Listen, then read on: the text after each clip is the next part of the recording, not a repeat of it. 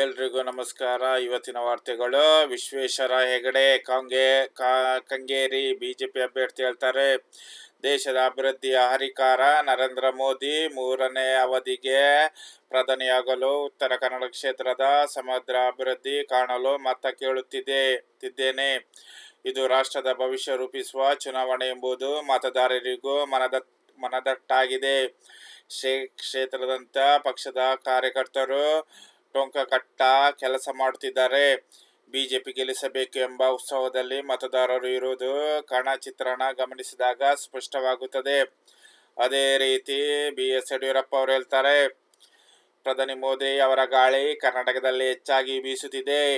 ಹಿಂದಿನ 2 ಚುನಾವಣೆಗಳಿಗಿಂತಲೂ ಈ ಬಾರಿ ಕರ್ನಾಟಕದಲ್ಲಿ ಮೋದಿ ಅಲೆ 10 ಪಟ್ಟು ಹೆಚ್ಚಾಗಿದೆ.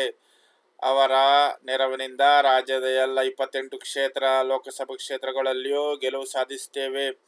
ಕರ್ನಾಟಕದಲ್ಲಿ ಈ ದಾಖಲೆಯ ಗೆಲುವಿನೊಂದಿಗೆ ಬಿಜೆಪಿ ಜೆಡಿಎಸ್ ಮೈತ್ರಿಯ ಲೋಕಸಭಾ ಸದಸ್ಯರನ್ನು ದೆಹಲಿಗೆ ಕರೆದೊಯ್ದು ಹೋಗಿ ಮೋದಿ ಅವರ ಮುಂದೆ ನಿಲ್ಲಿಸುತ್ತೇವೆ ಎಂದು BS ಯಡಿಯೂರಪ್ಪ ಮಾಜಿ CM ಹೇಳಿದ್ದಾರೆ. ದೇಶದಲ್ಲಿ ಗ್ಯಾರಂಟಿ ಯೋಜನೆಗಳನ್ನು ಜಾರಿಗೊಳಿಸುವ ಮೂಲಕ ಕರ್ನಾಟಕವು ಜನರ ನೆರವಿಗೆ ಧಾವಿಸಿದೆ.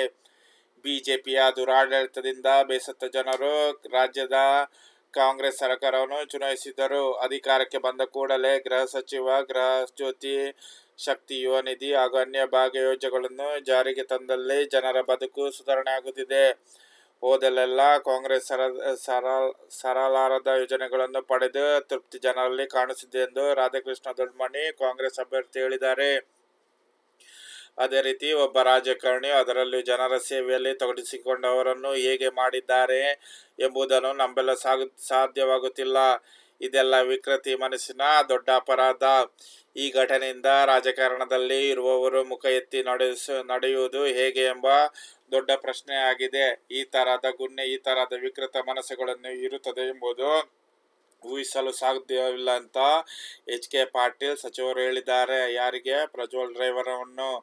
ನಿಮಗೆ ನನ್ನ ವಿಡಿಯೋ ಇಷ್ಟವಾದರೆ ಲೈಕ್ ಮಾಡಿ, ಕಮೆಂಟ್ ಮಾಡುವುದನ್ನು ಮರೆಯಬೇಡಿ ಮತ್ತು ಸಬ್ಸ್ಕ್ರೈಬ್ ಕೂಡ ಮಾಡಿ ಅಂತ ನಿಮ್ಮ ಹತ್ರ ನಾನು ಪ್ರಾರ್ಥಿಸಿಕೊಳ್ಳುತ್ತೇನೆ.